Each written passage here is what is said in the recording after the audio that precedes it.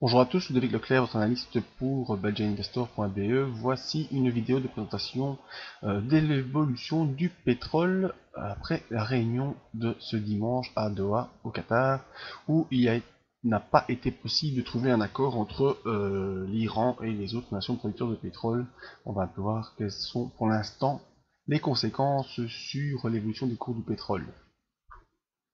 Alors, l'information sur les risques, vous savez que le marché comporte des risques et n'est pas l'objet au profit d'investisseurs. C'est à vous-même d'évaluer vos propres risques. Cette vidéo n'est pas un conseil pour vos opérations. Ce que je vous conseille, c'est d'ouvrir des comptes utilement afin d'établir votre stratégie et tester celle-ci. Ma stratégie à moi, c'est l'analyse des impulsions, technique que j'utilise depuis 2010 et que je peux maintenant vous enseigner. Alors ce matin, on a ouvert avec un gap baissier assez important. On était revenu sur une zone ici des 44 qui correspond qui correspond à une zone de résistance précédente. On avait un objectif vers 45, on l'a quasiment atteint en cours de journée, mais on a fait des clôtures ici sur ces niveaux, ce qui m'a fait abaisser la résistance actuellement sur 44,10. Alors on s'inscrit dans ce nouveau couloir haussier, nouveau traîneau haussier qui nous mène avec des points hauts de plus en plus hauts et des points bas de moins en moins bas. Voilà pour l'instant. Donc cette ouverture en gap baissier s'est fait juste au-dessus de la M20. Pour l'instant, on a un petit doji qui est en train de s'installer parce qu'on sait que même s'il n'y a pas eu d'accord pour l'instant, eh bien la réunion est reportée au mois de juin et des perspectives économiques des spécialistes nous parlent d'un retour à la normale aux alentours des 50 $ pour 2017.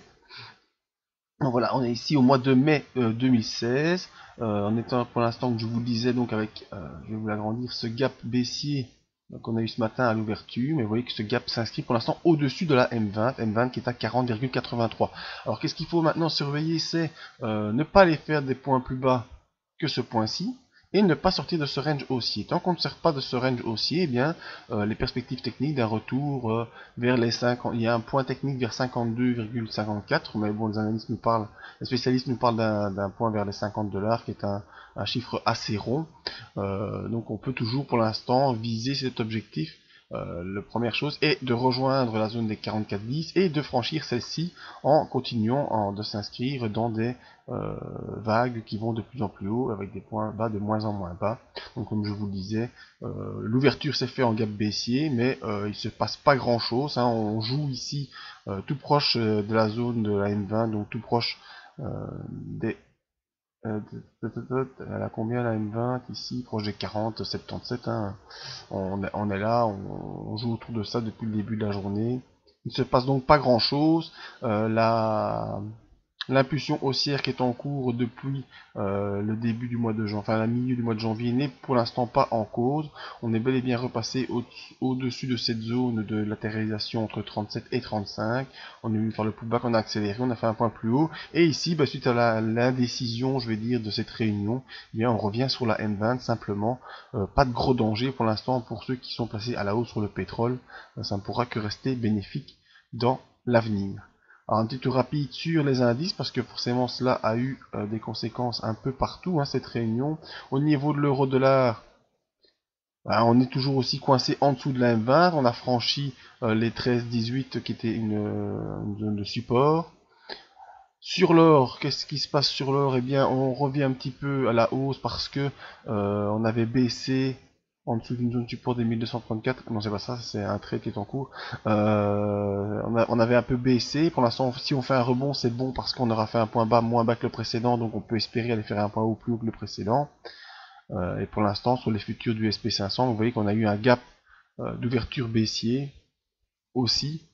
Là, gap d'ouverture baissier, mais on reste au-dessus de la M7, on reste au-dessus de la M20, donc on peut toujours espérer aller rejoindre les objectifs. Donc pour toutes ces vidéos sur les indices et sur l'or, le pétrole et l'euro-dollar, eh bien il y a des vidéos qui ont été publiées ce week-end sur le site belgianinvestor.be. Et sinon, ben voilà, concernant le pétrole, c'est vrai qu'il y a un gap baissier ce matin suite à la non-décision de la réunion, mais vous voyez qu'on reste au-dessus de la M20, on n'est pas en danger, on est toujours dans ce range haussier qui tient depuis la mi-janvier.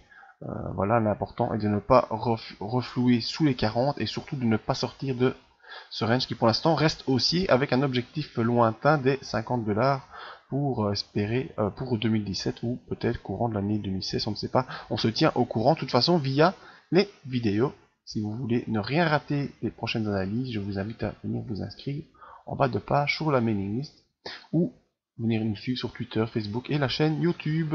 Merci à tous, à tout bientôt.